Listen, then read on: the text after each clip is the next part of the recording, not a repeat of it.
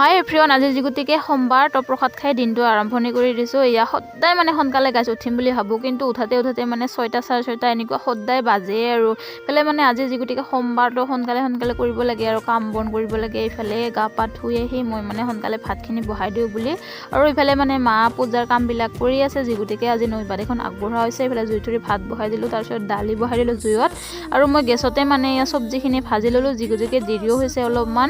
ইফালে আৰু মা এয়া পূজাৰ কামবিলাক কৰি আছে। তাৰপিছতে আমাৰ নৈবাতখনো আগবঢ়োৱা হৈ গ'ল। এয়া প্ৰসাদ, কল, আপেল চব নৈবাতখন মানে আগবঢ়োৱা হৈছিল। যিগতিকে আমাৰ ভণ্টি মানে এইবাৰ মেট্ৰিক পৰীক্ষা দিব, তো তাৰ কাৰণে আৰু নেদেখাজনৰ ওচৰতে সৰল প্ৰাৰ্থনা আৰু এতিয়া আশীৰ্বাদ ল'লে, আৰু যিগতিকে বেমাৰ আজাৰ নোহোৱাকৈ যাতে ভালে পৰীক্ষাটো হৈ যায়। তো আপোনালোকে আশীৰ্বাদ কৰিব সকলোৱে। এইফালে আৰু খালোঁ ভাত, য'ত বনাইছিলোঁ মই বুটৰ দালি, আলু, বিলাহী এনেকুৱাকৈ দি পেলাই, আৰু ইফালে চব্জি কবি ভাজি। তাৰপিছতে এয়া আমাৰ এটা হ'ল। তো আজিলৈ এৰিছোঁ গাইছ, নেক্সট মিনি ব্লগত লগ পাই আছোঁ।